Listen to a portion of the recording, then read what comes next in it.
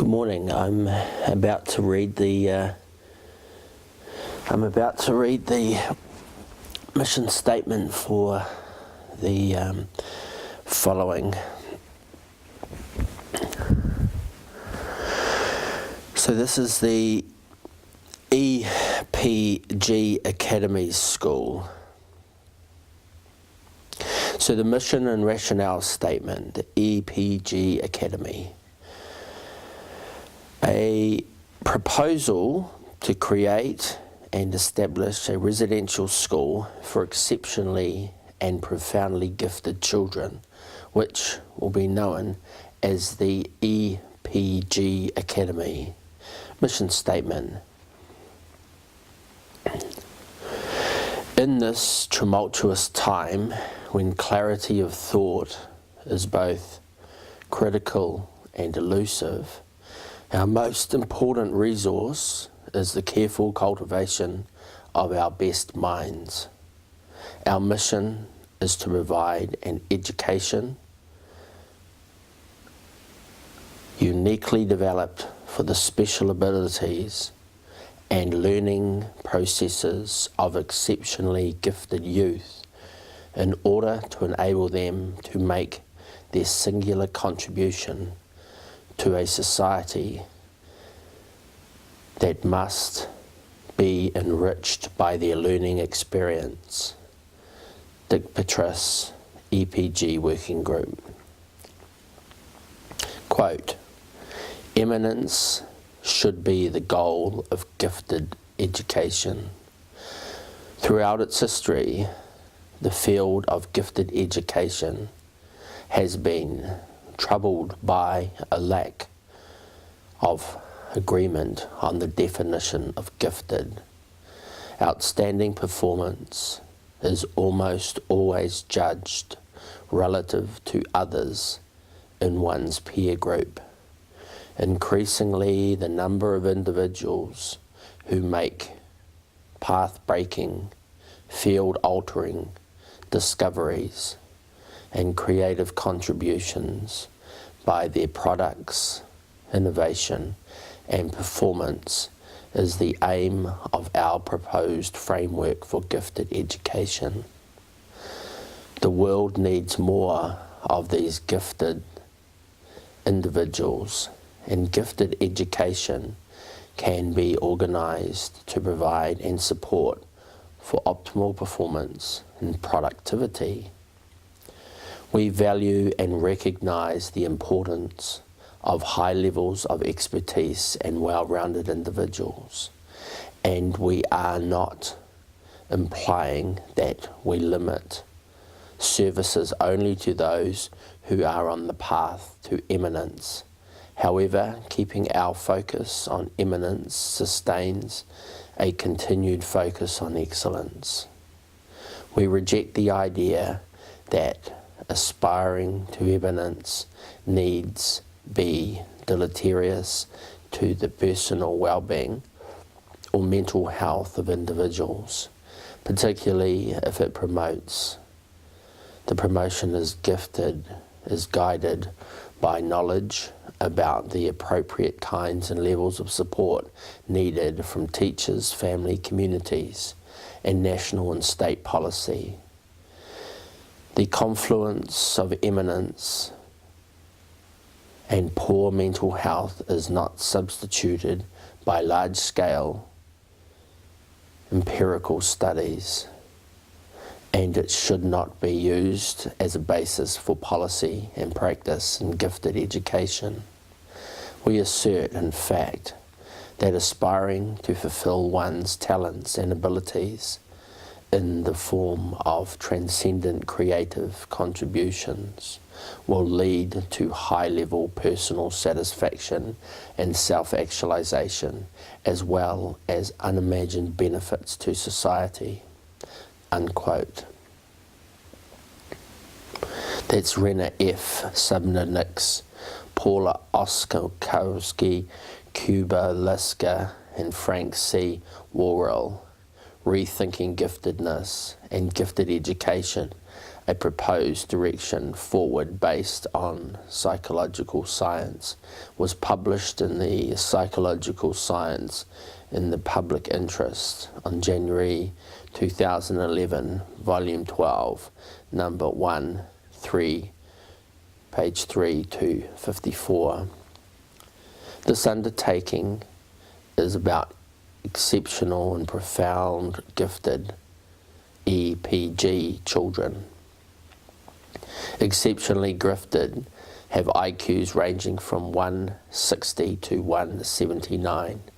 Profoundly gifted have IQs of 180 plus, as measured by the Stanford Binet Intelligence Scale, LM.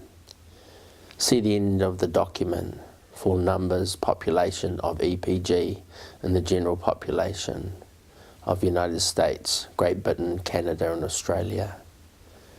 We have learned from the research literature and the personal stories of some of the exceptionally and profoundly gifted members of our Mensa, exceptionally and profoundly gifted special interest groups, Mensa EPG SIG, that EPG children generally have a group of obstacles, problems, challenges that are iconoclastic, i.e., as a group, EPG children are significantly different in important ways from normal populations of the gifted, i.e. those below 160 on the Stanford Binet LM. Therefore, we, the EPG Working Group, are proposing to create and establish a residential school for exceptionally and profoundly gifted children, ages 4 to 17. The rationale for this effort is below. Rationale. These studies have prepared the family, academic and social characteristics of moderately gifted and exceptionally gifted children, Gallagher, 1958, comparing the friendship patterns of gifted children scoring below and above IQ 165, noted that the exceptionally gifted tended to have greater problems of social acceptance than did children scoring below 190, 159 and 164. Dehan and Havinghurst in 1961 examined the difference between what they learned second order, IQ 125 to 160, and first order, IQ 160 plus, gifted children.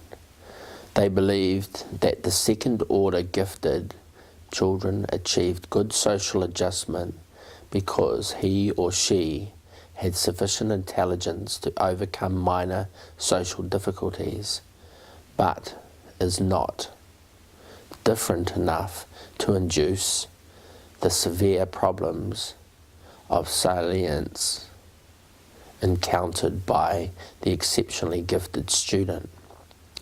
Barbie, 1964, compared moderately gifted children, IQ 120 to 134, with highly and exceptionally gifted age peers, IQ 148 to 174, found little difference in the emotional adjustment of the two groups, with the exception of the significant difference in freedom from nervous habits in favour of the moderately gifted.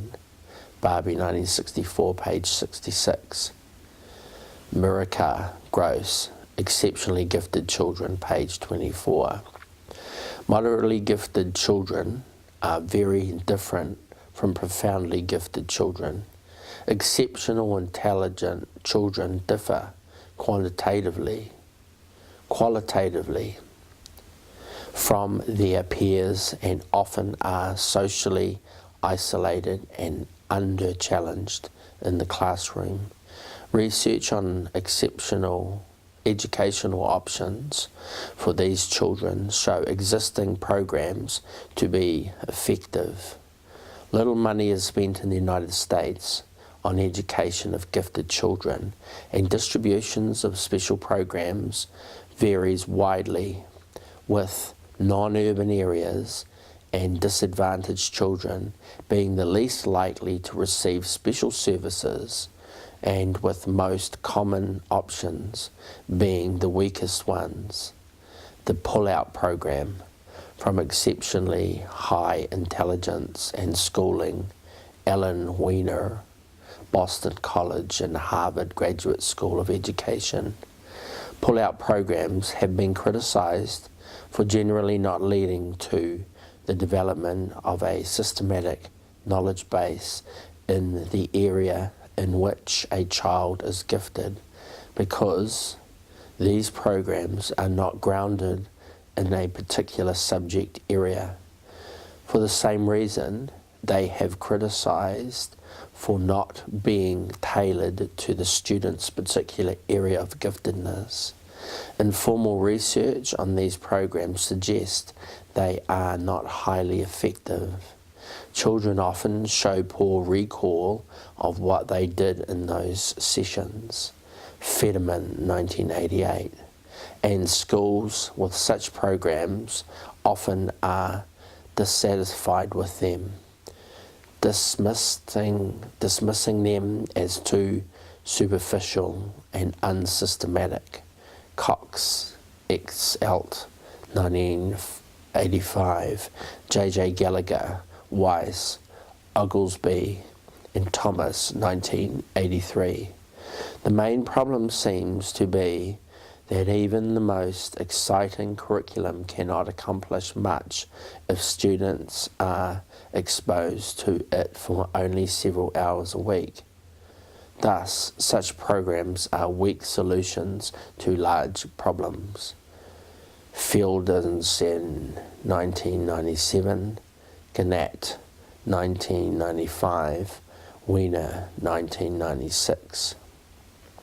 Exceptionally intelligent students, therefore referred to as gifted students, face a variety of problems in ordinary classrooms. They often are ostracized as being different and weird, and are labeled as nerds and geeks. Silverman, 1993A and 1993B. In addition, they face the problem of boredom due to a lack of an appropriate level of challenge. Kiskas Semes Halidia, Ratterhod and Weldon, 1993, Gross, 1993. Teachers often make little accommodation to the needs of these children, and many teachers have little or no special training in how to teach such exceptional children. Westberg, Ara Hammerblatt, Dobson, and Salvins, 1993. A gifted child is in the regular classroom may be the only such child in the room.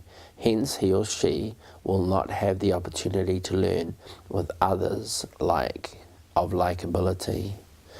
When such classrooms have been observed, the gifted student generally have been bored and inattentive. Westberg, Alt 8, 1993. Meta-analysts have shown only modest benefits for this kind of instruction. Bangert, Kulik, and Kulik, 1983. It should be noted that when educational interventions for scholastically gifted children are being considered, it is important to distinguish between moderately and profoundly gifted children. It also is important to distinguish among kinds of scholastically gifted children, i.e., those who excel in creativity and imagination, and those who excel in analytical ability, speed of learning, and memory. These children differ socially and affectively in three major respects from the norms. First, they are more likely to be solitary and introverted than are typical children. They like playing along because they are stimulated by their own minds. When they do play with others, they prefer older children for obvious reasons, but they have difficulty finding like-minded peers of any age with whom to play. Albert, 1978. Chris Zanakatahali, Alt, 1993. A. Gallagher, 1990. Janice Robertson, 1985. B. and Silverman, 1990. B. Straw, 1988. Perhaps because of their sense of isolation and sometimes because of their ostracism, children who are extremely gifted have a rate of social and emotional problems about twice as high as that of average children. More moderately gifted children are with less extreme abilities seem to have a slightly lower than average rate of emotional difficulties. Genos and Robinson, 1995. In one study comparing popular and unpopular gifted children, Cornell, 1990, found that these two groups did not differ in academic achievement. However, we note that the achievement texts used may not have been sensitive enough to pick up profoundly gifted children. In addition, he reported that several children in the unpopular group had IQs higher than 148. Thus, it does appear likely that with extreme levels of ability, social and emotional problems can develop. Hollingworth, 1931 and 1942. Gifted children also may possess a combination of intellectual giftedness in one area and learning disabilities in another. A common combination is a gift in a spatial area as well as a language-based disability such as dyslexia. Faring and Taff, 1985, Fox, 1983, Rees, New, and McGuire, 1985, Yorchuk, 1985. Students with a combination of gifts and disabilities face particular problems in school. They are excluded from gifted programs. Their unevenness can lower overall IQ scores, but are considered too smart for remedial education, Rhesus, 1995. And because they excel in some areas, teachers sometimes write them off as simply being unmotivated.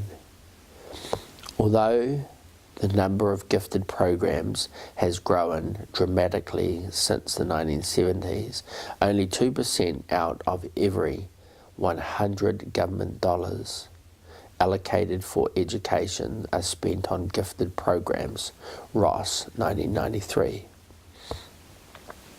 The number of gifted participating in some kind of gifted school program is also only about half the number of children participating in some kind of special program for children with disabilities. There also have been special schools for gifted children. Many private schools do not label themselves as such, but because they require achievement or even IQ tests for admission, they are in effect schools for high ability children.